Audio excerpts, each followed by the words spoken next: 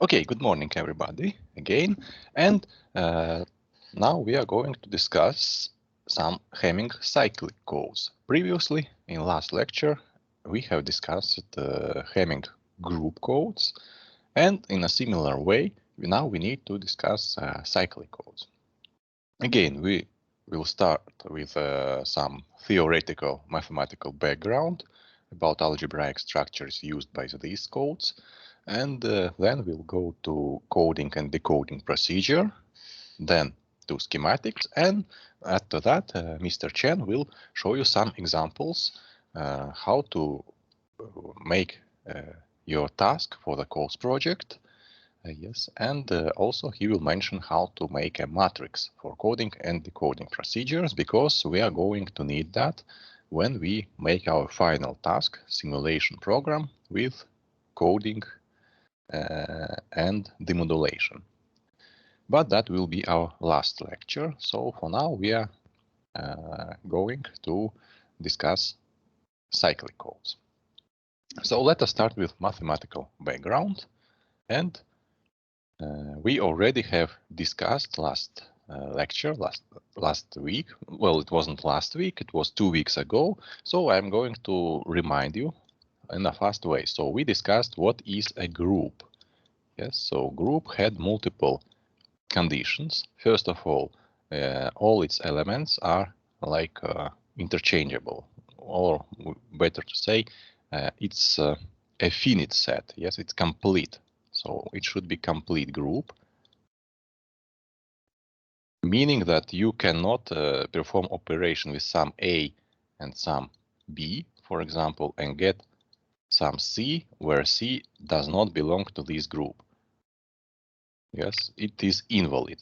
So it always should belong to group all the three elements. So that is the first condition. So both A, B, C, all of them should belong to group.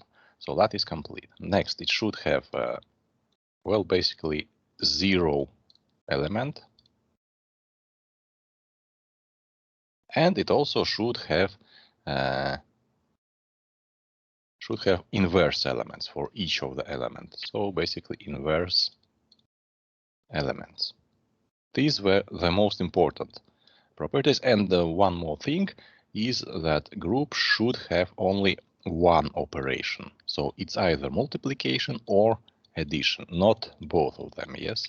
So we go further, and accordingly, here you can see again all these in more details, which are called axioms. Yes, in mathematics, axioms are some statements that cannot really be proved, yes, but are considered to be valid, and we use them to prove other theorems. So zero element is called an identity. If it is, for example, multiplication, then it will be 1. Each element has inverse. And also the order of performing the selected one operation is not relevant. So you can add or multiply in any order. So it's associative, yes. Now, the group can be commutative, but it's not really a requirement. So this is additional property which can or cannot be true. For example, you know that for matrices, multiplication order is very important. Yes, you cannot really multiply, let us say so, for example, matrix with A1, A2, A3, A4, A5, A6 with the same dimensions matrix. Yes, so for example, B1, B2, B3, and well, no, that's really not that way. I'd say better like this: B3, B4, B5, and B6. So if we make this multiplication, we are going to get one result, yes, which is going to be first row, first column, second row, second column, first row, second column, and so forth. So this will produce us matrix with these dimensions, right? And if we perform multiplication in the different order. Yes. So now we'll have this matrix as first.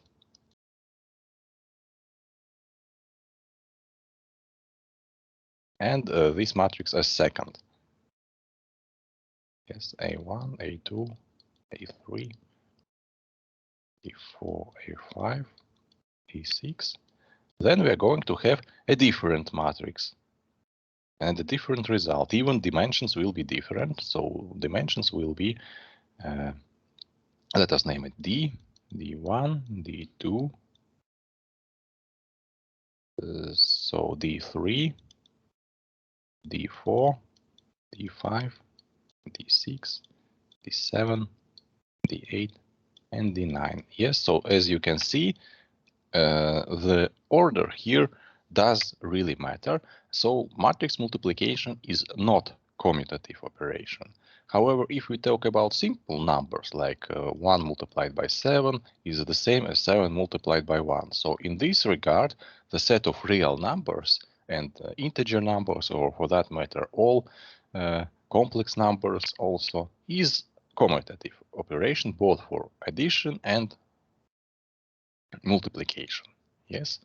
So group can be commutative, or it accordingly can be not commutative. It's not really a requirement. And once again, you can see all more details by following this link. Yes. And well, these are like more information about groups, about rings, and about fields, which we are using for describing these coding methods. Yes, both group codes and cyclic codes. So let us go further and let us see what is actually a ring. So this is also an algebraic structure similar to group. So some similarities are present, and in fact, a ring is a group with some additional conditions. So we start with a group. Yes, and we now have not one but two direct operations defined for this algebraic structure. So this is automatically something more than a group, because group can only have one operation. So ring is a commutative group for addition operation. So that means that all the elements of the ring are making a group. Yes, if we are talking about addition. Now, for multiplication, it's not really a group because it doesn't have some specific elements, yes? But it's not a requirement to be a group because, well, as you'll see, it's not really that important. So multiplication is associative operation, and addition is also associative because it is a group. So since we are now talking that multiplication is not making a group, so now we need to introduce additional conditions regarding that multiplication. Yes, because for addition we already told that this is a cumulative group, which implies that automatically this is also a property. Yes. Now, since we have two operations, there is another law which is called distributive law. Yes, and this means that we can basically open these brackets. Yes, again, it's not really like it's always like this. Yes, I am unable to mention some, or rather, yes. Again, we can talk about matrices. So for matrices, again, there is addition operation, there is multiplication operation, and accordingly, these doesn't necessarily can be opened. Yes, in certain conditions. But again, this is mathematics, and it can be very different from usual numbers we are using. Now, however, our real numbers, our complex numbers, and so forth are also distributive operations. Yes. So optionally, the ring can contain unit element for multiplication. So basically, if this element is present, then a ring will also be a group for multiplication. But if this element is not present, this cannot be a group, because group has a condition that you must have unity element. Yes, so if you don't have unity element, it cannot be a group. But as I said, it's a group for addition and can be a group for addition. So if it is a group for multiplication, then in addition, if the multiplication operation is associative, yes, then the ring is also commutative. Yes, so basically, if the both groups for addition and for multiplications are commutative, then the entire ring is also commutative. So to summarize up, the ring is a group over addition, so addition group, and almost multiplication group, which can be or cannot be a group because of this unity element. So if we have this unity element, then it is a group for multiplication. If we don't have it, then it's not. Yes. So we are not going to use this ring for binary symbols. We are going to use this ring for our code words, meaning that all the code words of the cyclic code will be a ring. Yes. So let us go further and see what is the field. So field is another algebraic structure similar to ring and group, which also has some elements. For example, in the simplest way, 0 and 1.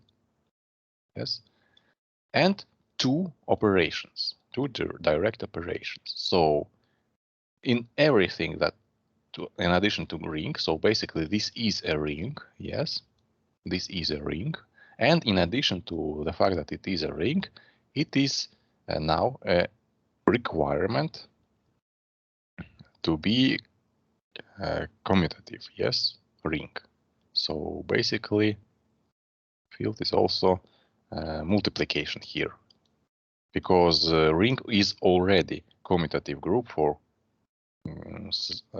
addition. Yes, so for multiplication, ring wasn't necessarily commutative, but for field, this must be a commutative multiplication and commutative addition group. Yes, so basically here is a mistake. It's not addition, it's multiplication. All non-zero elements. I'm sorry. Yes, it is correct. It's not a mistake. So only elements without zero are forming a commutative group for multiplication, and including zero is a commutative group for addition. So basically, as I said, it's commutative both for addition and for multiplication. For each of three elements, distributive law is correct. So basically the same as for the ring. And in addition, each element is also inverse to itself. Yes, because we can add, for example, 1 plus 0. We have 0. Yes, 1 plus 1. We have 1. Sorry, it's vice versa. It's vice versa. We have 1, we have 0. So basically, this is our original element. Yes, and here we also have it like, so basically if we add element with itself, yes, if itself, we should get a unity for the addition. So basically, which is 0. Yes. Wait, why it should be 0? So element with itself, it gives us 0 if we add elements, and accordingly, except for 0, yes, so 0 is not part of the multiplication group. So basically, if we are multiplying 1 with 1, we also get the same 1. Yes, for 0, it's not true because 0 is excluded. Yes, as it's mentioned here, non-zero elements are making a group of multiplication. So the 0 must be excluded here. And if we are considering the smallest possible field, yes, which is this, because you must have unity element for addition and unity element for multiplication, which accordingly are 0 and 1. This is absolute minimum of elements we need. We can, of course, have 2, 3, and so forth. Then that will be a greater number. So for real numbers, we are not talking about the field necessarily, but the field is possible only if all operations are performed by some modulus p, which is a prime number. So basically, if we are talking, for example, of some real numbers like 5 and 7, for example, and we add them together, so if we perform that over some modulus, for example, 11, which is a prime number, then we are talking about field. Yes, and field is organized from the numbers from 0, 1, 2, 3, and so forth, up to 11. No, 10. Yes. So in total, we have 11 numbers starting from 0 and going to 10. And if we perform multiplication, addition, or both operations similar way, like 1 plus 7, and multiply it with 8 or 6, yes, and then modulus 11, then we should get as a result still some number from these numbers. Yes, so for example, let us calculate this. This would be 48. Modulus 11 will give us 4. Yes, which is a reminder after division. So we divide 48 with 11, we get 4, and reminder is also 4. So this way, this subset of real numbers is a field. Yes, it has addition, it has multiplication, it has 0, it has 1. It can perform this operation. We can change order if we'd like to. Yes, we can open brackets if we'd like to, and it still would be always 4. So this is an example of what is a field. Field is this set of 11 numbers, and the operation are addition and multiplication over modulus 11. Yes, in this way, my example is a field. And actually, furthermore, it's not that just a simple field, it's a Galois field. Galois field is the finite number of the field. So if the number of elements in the field is finite rather than infinite, yes, so we are talking about Galois field of some order p, where p is number of the elements. So in my example, the order was 11. Accordingly, this way, the absolute minimum order of such field would be 2, because we have to include unit element for addition, which is 0, and unit element for multiplication. These are requirements for the algebraic structure to be a field. Yes, this way, this is absolute minimum. And it's called a Galois field 2. And actually, it very well describes binary symbols. Because, well, we have 0 and we have 1. Yes, exactly the same as our binary data. So it gets even harder now. Yes, here are example tables of addition by modulo 2, which is an exclusive or logical operation. Basically, we already knew that fact from last lecture when we discussed group code. And also, we have multiplication by modulo 2. And this is basically logical AND operation. Yes, if we compare, so 0 multiplied with 0 always gives us 0. And only if we multiply 1 with 1, we get as a result of 1. This is the truth table of AND element. Yes, with 2 inputs and 1 output. So addition by modulo 2 is performed by XOR, and multiplication is performed by AND. So that means that we have some technical means to perform these mathematical operations as well. And we are able to make schematics for our codes this way. Now, there is also such a thing as the polynomial ring. This is the same ring as before, only each element of this ring is actually not a number, but a polynomial.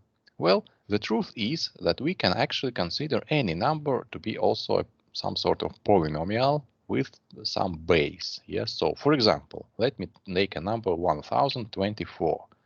This is actually a polynomial over 10. Yes, so basically we have 1 multiplied with 10 at the degree of 3 plus 0 multiplied with 10 at the degree of 2, power of 2, yes. Then 2 multiplied with power of 10, 1, yes. And 4 multiplied with 10 power of 0, yes. So here we have p equal to 10. And this is actually a polynomial description of this real number. However, for this polynomial, we are talking about some unknown variable x. Yes. So we can replace this with x and get our polynomial, where each number, all these numbers which are known, are from the ring. So basically these belong to ring and these are some variables.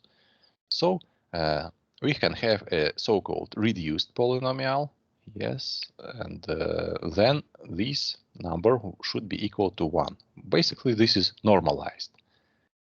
And we can have a so-called irreducible polynomial, which cannot be written as multiplication of multiple polynomials. So basically it has no solution. So if, for example, we make some polynomial like, well, some polynomial that doesn't have roots, well, for example, x squared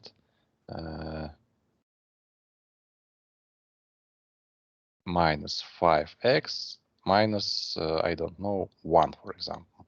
I think it shouldn't have roots. So it means that we cannot really describe it as x minus x0 multiplied with x minus x1. It's impossible to reduce that polynomial into this, multiplication form.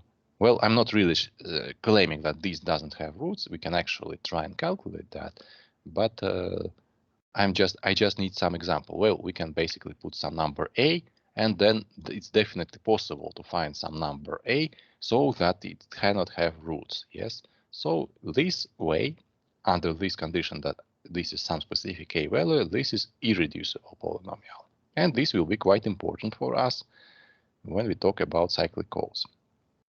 So let us see example of some polynomial ring. So these are all numbers are forming this polynomial ring. So as you know, ring should have 0 element. It can or cannot have unity element, but in our particular case, it has. Also, all operations are performed over some modular, which is also a polynomial. Yes. And all the coefficients of these polynomials are belonging to Galois field 2. So it's either 1 or 0. Yes. For example, this polynomial has coefficients 1, 0, 1, because x is not present here. Yes, we can write it down as 1 multiplied by x squared plus 0 multiplied by x plus 1 multiplied by x at the degree of 0. Yes. Similarly, this doesn't have 0th degree, and so forth. So now let us see example how we perform addition and multiplication with two of these elements. And as a result, we should have some result belonging to the same ring. So, addition example. So for that addition example, we have selected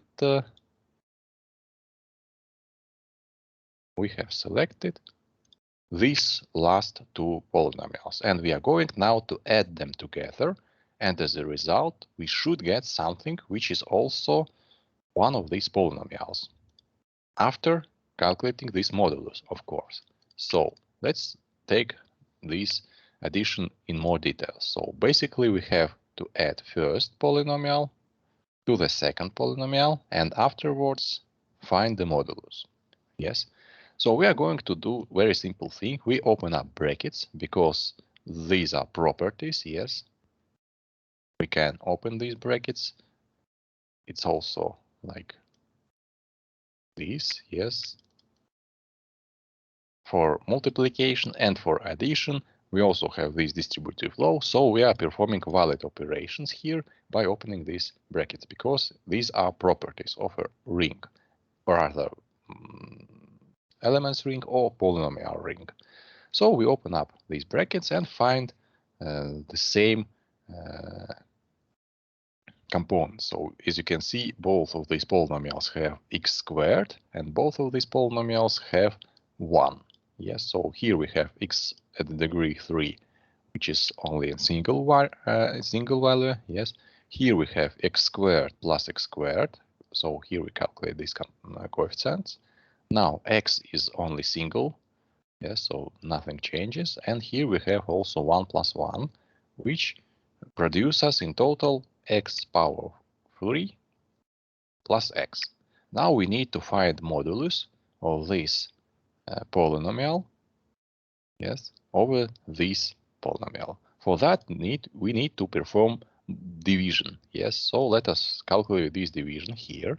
So we have x degree of 3 plus x, and we need to divide it with our modulus, which is x3 plus 1. So we can divide it one time, yes. And usually we are performing here subtraction, yes. So that is how usually this division works, yes. However, if we are talking about modulus 2 operations, and we are talking about modulus 2 operations because these elements are from Galois field 2, so they can be either 0 or 1 only, yes. And this means that we are performing XOR.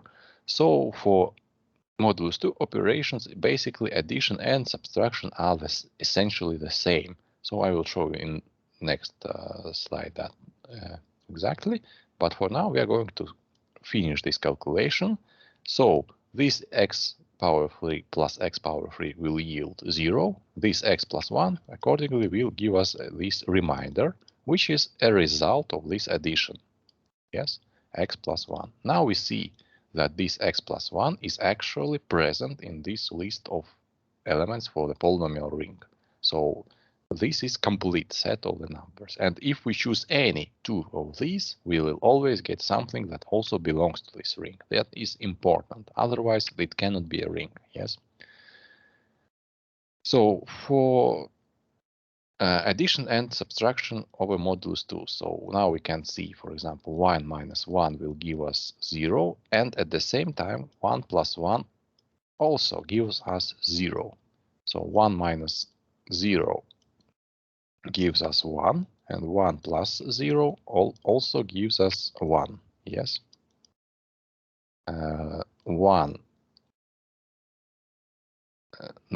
0 minus 1 is 1. Yes. And yes, 0 plus 1 is also 1. So this is some tricky example because here we are going to have some negative number, and let's see it in more detail. So we have 0 minus 1 to be calculated over modulus 2. So this remainder should always be a positive number. Yes, so how then does it work?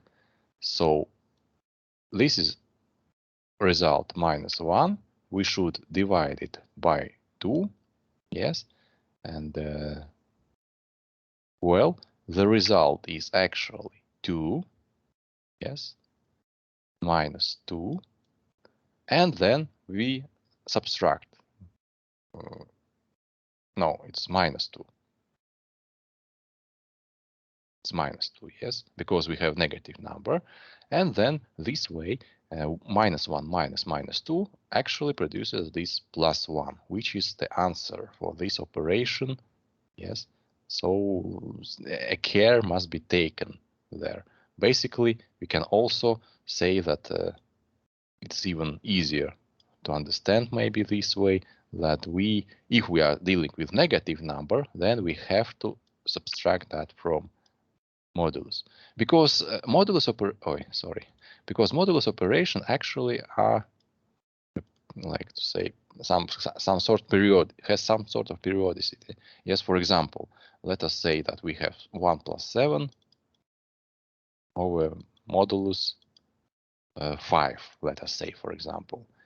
Well, 5 is not really a good number because, yeah, no, it's good, okay. So we add these together, we get 8 modulus 5, which is 3.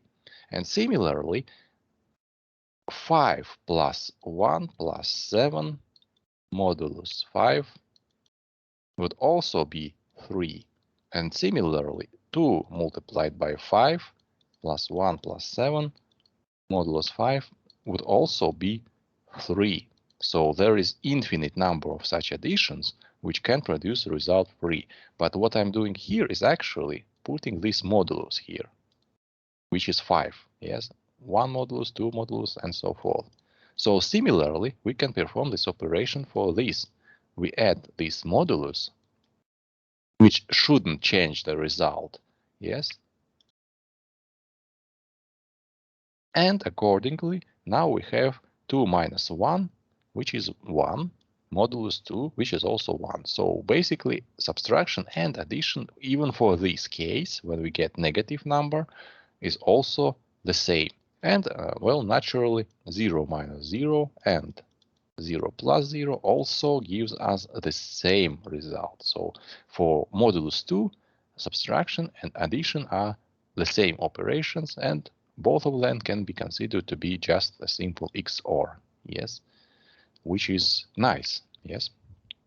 Now let us see multiplication example, which is a little bit more tricky because we'll have to open much more brackets, yes. So we need to multiply the same two polynomials over this modulus. And now the first thing we are going to do is to use this distributive law to actually open all the brackets. Yes, and I have already done it here in green color.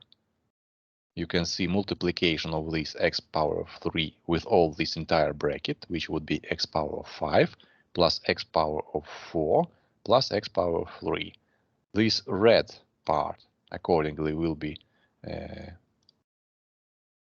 this x power of 2 multiplied with this entire bracket, which will be accordingly x power of 4, x power of 3, x power of 2. And this last blue one will be accordingly this one multiplied with these entire brackets. So what we need to do then is to actually add up everything together. Yes, so we can see, for example, that here we have x power of 4 and here x power of 4. Now we also have x power of 3 and here x power of 3, which will also produce 0 if we add them together, yes. And the x power of 2 is also present twice. So we get rid of them because after adding together, yes, x power of 3, for example, plus x power of 3 will be actually 0, yes. So we are left with this polynomial, which we now need to calculate modulus for. So again, we are now performing this division. So I think it's the next slide. Yes, we need to perform this division and find a remainder of the division this polynomial with this polynomial. Here you can see the entire process. So basically we multiply this divisor with x power of 2 and then add together. Yes, then we get this as a reminder, and we cannot really continue a division because this is power of 2 and this is power of 3, which is smaller than of the divisor. So that is our answer. The remainder is x power of 2 plus x plus 1, which is actually present here. Yes. So for this polynomial ring, we have result always belonging to this ring. So that is theory behind cyclic codes. We are using these polynomial rings. Okay, I think it was a rather difficult beginning of today for you, of some more mathematics, so I think we can make a short break now for 10 minutes. And then we'll start talking specifically about application of this mathematics, about cyclic calls which we are making. So this way we'll have our lecture today in 3 parts, but these 3 parts will be a little bit smaller. Yes. So yes, let us continue then in 10 minutes. Well, actually 12 minutes at 9:05. Yes, so at 9:05 we will continue with cyclic Hamming codes. So for now, thank you and see you in 10 minutes.